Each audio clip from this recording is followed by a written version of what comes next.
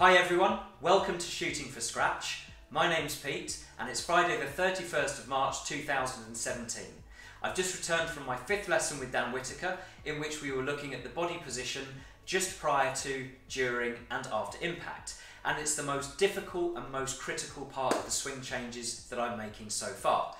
If you've been following my progress for the last couple of months, you'll know that all the work I've been doing up until now has been about building a solid foundation in my backswing, getting into a good position at the top, the start of my transition, all leading up to what we were working on today. It was physically and mentally demanding today. A lot of new body positions, a lot of information to take on board, and Dan really put the responsibility squarely on my shoulders to take responsibility for the quality of my own practice. Now, exciting news. Dan and I have agreed that we're going to be working together for the remainder of this season, so hopefully that means great things for my swing and my game of golf, and also for the content for this channel. It's slightly terrifying. Today's lesson really emphasised just how much work I've got to do in order to achieve my goal of reaching a scratch handicap, or at least low single figures. Now that it's the beginning of the golf season, I need to obviously be on form ASAP because I've got quite a few competitions and opens that I'm taking part in. There's an awful lot else going on as well. We're moving house, I'm in the middle of moving golf clubs. But anyway, enough chat from me. Let's take a look and see how I got on today. I'm eliminating the double miss. I'm more consistently playing a slight fade, which is great. Although I am getting a slight double cross, so dead straight out of the heel, slightly to the left of target, which I'm going to be asking Dan about today as to why that might be happening. Instead of getting that sort of more solid turn through the ball this way, I am definitely flinging my arms out a little bit still. Yeah. Even though I feel like I'm clearing that left shoulder more, I still feel like I'm chasing down the line a bit. Take hold of it one, take it to the top. So start down into here for me, mate. Take it back on again to where the club shaft parallel to the floor again. Okay, now with that elbow in there, feel like it's near the side of the body, turn to impact and keep it there. There you go. Just get your hip a little bit more forwards there with it. Feel the difference? Yeah. Yeah, back to the top.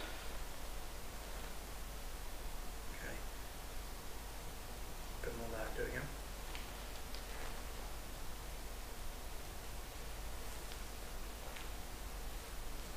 Do it again.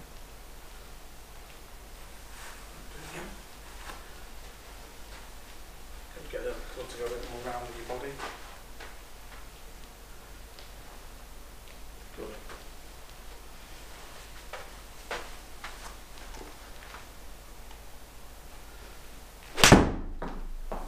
So a good way to feel what that club face is going to be doing is in some half shots where you're doing this.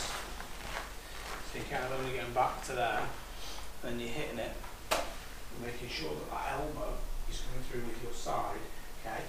And then as you're coming through impact here, you'll feel that your left arm is able to move against your rib cage. And at the end of this little half swing here, the hands will be on the heel line, but the club head will pass the hands. Right. Okay?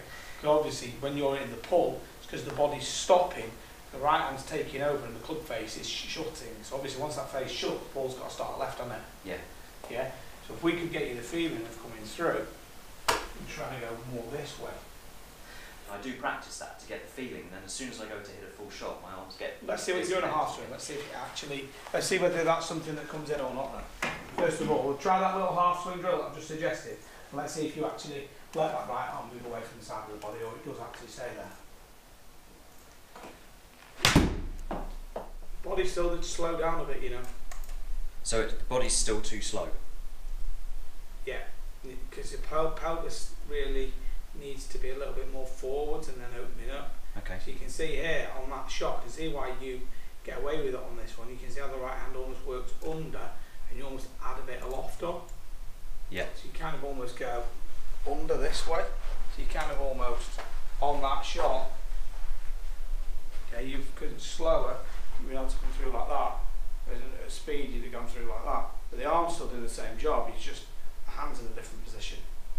Whereas what you want to be able to do is get that right shoulder and elbow, try and come through together more here.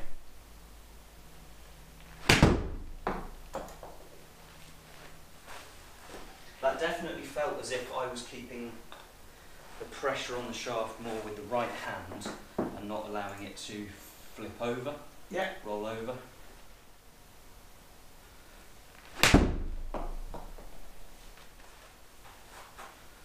so start down now. So it's that way the right hand needs to be. Yeah. Down. Yeah. Like you're trying to snap the shaft that way. Yeah. Okay. Okay, now keep coming through there. Okay. So that angle held, does that mean it's a good face? It's staying square through the target. Okay. So it's where this looks, the palm, and you're almost trying to hold that angle, not letting it go that way. Okay. So being a little bit more forwards that way. Right, okay. Okay, so you look at your hips have just got to just stay a little bit more lateral so the pelvis starts to work up to the sky a little bit more. So the path is 2.8 to the left. Okay, and where's the face hand? 5 to the right. Okay, so the ball has never started on line now, is it? No. Okay. The left hand's going to help.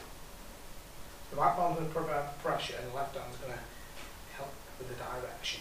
So that's why your left arm's got to be able to move into your body there. So that left arm's rotated into my body. Okay. Yeah, so it's moved into my rib cage there. So now the club is coming through square there, it's still moving through there. As you'd be going that way, a little bit chicken wing here, adding a bit of loft. You see where the loft's pointing, can't you? So that's fine. Or on the golf course at speed, you've got that. It's the same right left arm, although it's changed the right hand position. At speed or no speed, no speed. Whereas this, left arm going in, right arm feels like it's still got an angle downwards. So club face is actually square there, isn't it, to the arc? It is. If I go, stop my body, use my hands, now it's well close. So is there a drill that I can use to help get that left arm more in? Is that the old head cover onto the left shoulder? Arm drill? No. Because I find that very difficult, that drill. Yeah, that's because it's a bad drill. Yeah.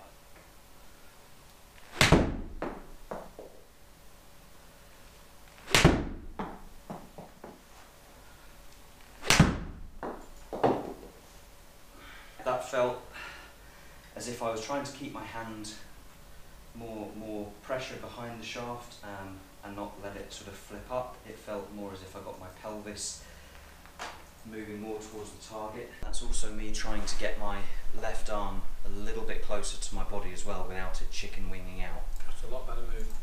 Watch the right palm here, staying down. Left arm starting to move in. It's getting better. Just a little bit more there from the pelvis. A bit more what? Up and forward. Right. Based off that, ball started right at target, okay? And what you're trying to achieve is working on what's happening with what the arms are doing with the hand pressure through impact to monitor where the club face is pointing relative to what your body's doing. If it was open, okay, what could have happened on that shot? Okay, so you'd say, right, well, did the right hand stay open or did the left arm work upwards? It's one of those two. But if you're doing this slow enough as a drill, in here when you hit it, you should be able to give yourself the right feedback.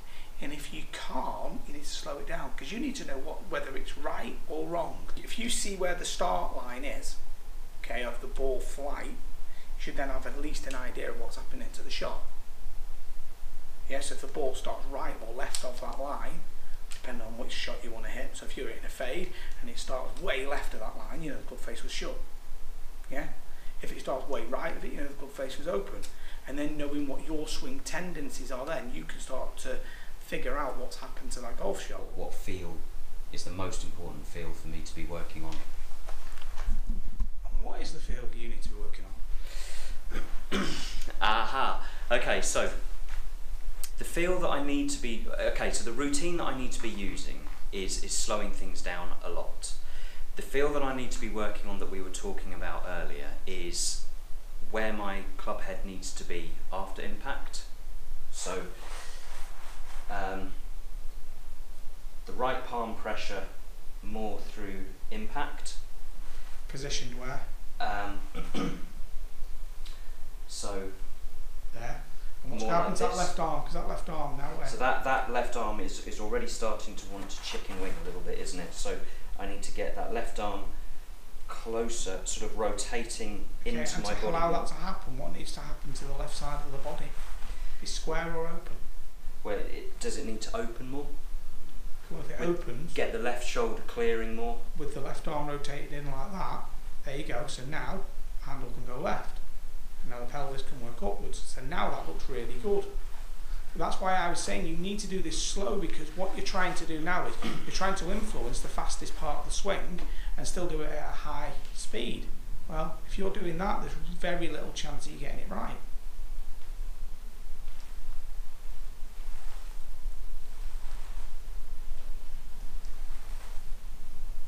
Does that look a little bit better?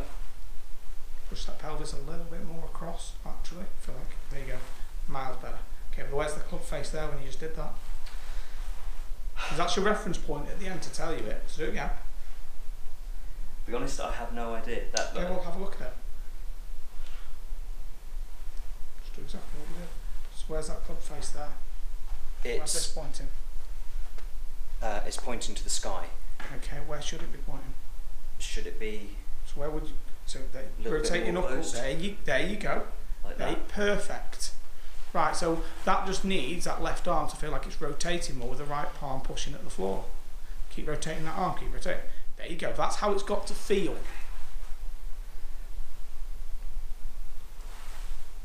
It's a lot of movements, isn't it?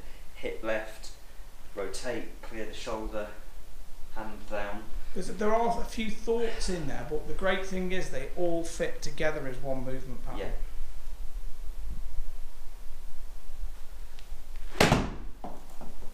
Okay then Pete, so what we have been working on, we know that the backswing's looking really, really good and you're starting to separate that left shoulder quite nicely in that transition. What we need though is we need to make sure that that right palm is looking down to the floor during this area as we're starting to deliver the clubbing towards impact.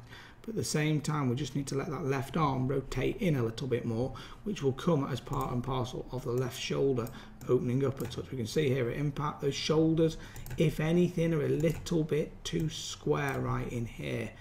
Okay, so just get this up and we can see they are quite square right there. Now, if we have a little look at one of these little half swings, what we're looking at is trying to get the idea that that left arm can work into the body a little bit more. That will then allow you to maintain your pressure downwards a bit more. So if I just find this one right here, this is a while ago at my old studio. We can see here at the same movement, see the shoulders are more open here, the left arm is disappearing around, okay? So to give you an idea of what it looks like from a head view, so you can actually really start to see this right here. We'll notice that the left arm is allowed to move into the body, so you can see now that the handle goes and gets in line with the left hip, the left elbow moves into the rib cage. As the shoulder moves open, the right palm is still against the shaft, and you can see right there that angle will be held, and then everything rotates around and finishes in that left heel at the end. Have a little look at you from the front view, and we can see that we just want to try and get you a little bit more forwards with the pelvis, shoulders starting to clear, but it could open more, that's for sure, and then keep that angle in the right wrist held this way whilst you feel that that left arm is rotating and feels like that tricep will almost be tightening into your upper rib cage. Thank you so much indeed for watching. I hope you found it interesting. Maybe there's something in there that's useful for you too. If you related to anything in the lesson, or if you're having the same difficulties or working on the same things, please do give it a thumbs up. If you've got any comments or questions, please do leave them in the section below, and of course I will get back to you as soon as I possibly can. And naturally, please do subscribe. I really appreciate your support. It enables me to not only continue doing these videos, but hopefully produce better content in the future. And of course, it enables you to keep up with my progress as I keep going. Thank you very much indeed for watching, and I hope to see you all very soon in one of my next videos.